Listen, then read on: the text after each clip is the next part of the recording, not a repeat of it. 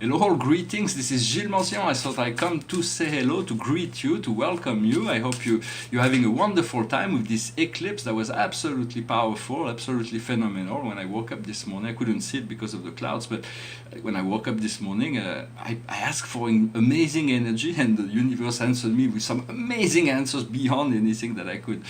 In many sense, it prepares us for some new magnificent cycle that is about to happen. Many things that has been also very the dark things that have been hidden in human psyche will be forced to emerge, and so there'll be a lot of confusion and drama. But you want to stay focused on joy, on simplicity, on your abilities. The challenge is the ability to stay serene, to stay light, to stay in joy. In many sense, I've studied philosophy a little bit, and when I was young, there was only one philosopher that I was interested in. It was the Buddha, and I come back to it now because in many sense, the Dharma is very much the highest philosophy man needs to know in order to be free from find salvation. Of course, there was the Christ, but Christ is more than a philosopher. It is God descending and man ascending and becoming one with God. And so in many sense, the Buddha teach the Christ as well this principle of unity, the ability to live duality. But in philosophy, it has been approached by Parmenide, Heraclite, Plato, Plotin, all kinds of philosophers have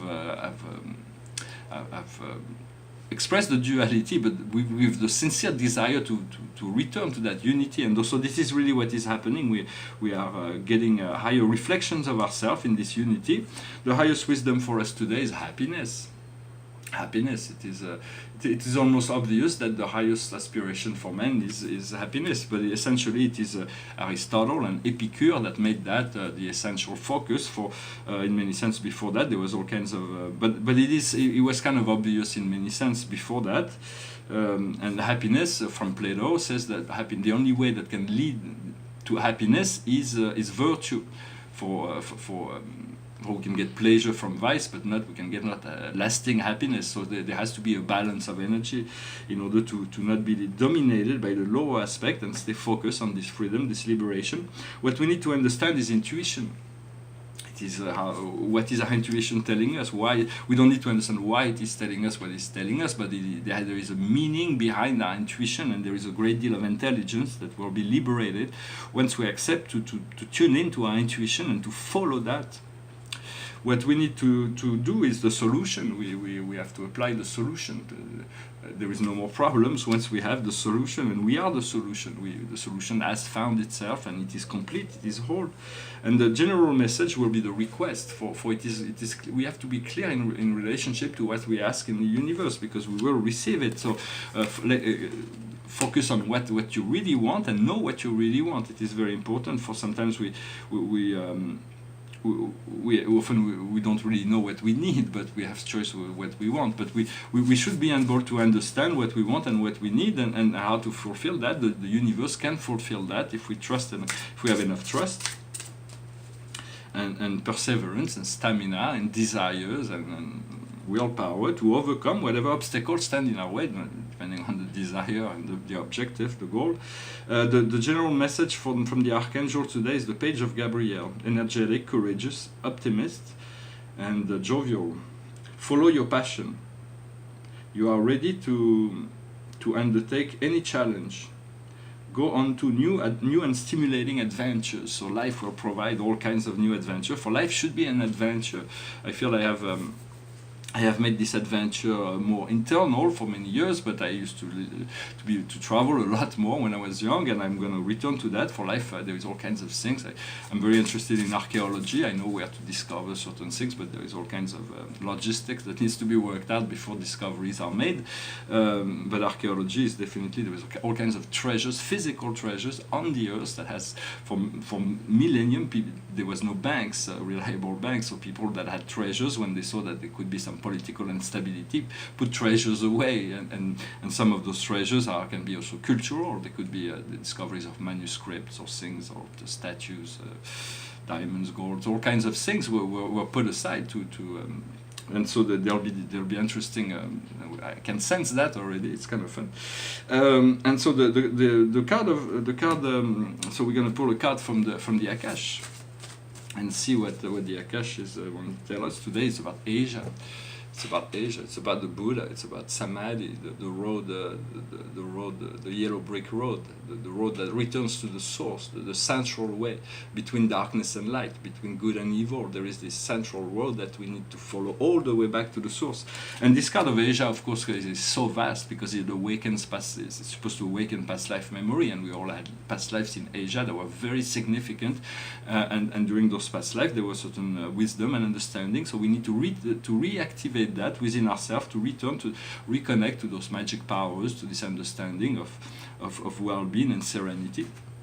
Well, I hope this message was interesting for you. I hope you enjoyed this eclipse time. It's very, very powerful what is coming. Behind me is a painting that I call Twin Universes. It is the Nebadon and Avalon universes that reflect each other. It's like, and so there is like a third triangle that usually completes the Trinity, that here becomes this great big spiral of energy. And so it is a message that comes from our twin universe, but it's affecting our whole universe, our own localized space domain in terms of spiritual presence.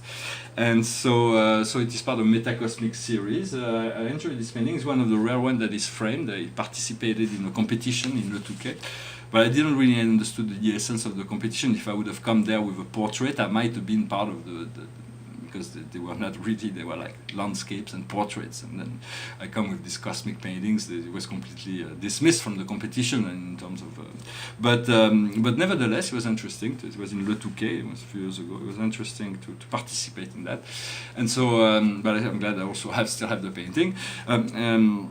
I'm going to finish with a little song. It's a song that speaks about oneness. Well, this was the central theme of really what is going on. This reunification between Shiva and Shakti, between the Ba and the Ka, between the soul and the astral body, it is the connection between the heart and the navel. It is the sublimation of the two parts, the divine masculine and divine feminine within ourselves, the mental and the emotional, the rational and the intuitive, all this nature that is part of the Tao, the world of duality, that needs to return to an integrated state of unity. So this song is named One. This is sort of sing it. It goes like this. Is it getting better, or do you feel the same? Will it make it easier on you now? You got someone to blame. You say one love, one life, when it's one need in the night. One love, we get to share it, or it leaves you, baby, if you don't care for it. Did I disappoint you, or leave a bad taste in your mouth? You act like you never had love, and you want me to go without.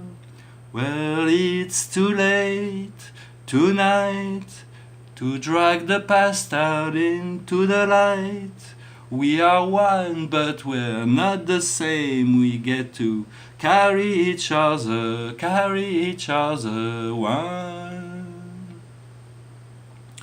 Have you come here for forgiveness? Have you come to raise the dead? Have you come here to play Jesus to the lepers in your head? Did I ask too much? More than a lot? You gave me nothing, now it's all I've got.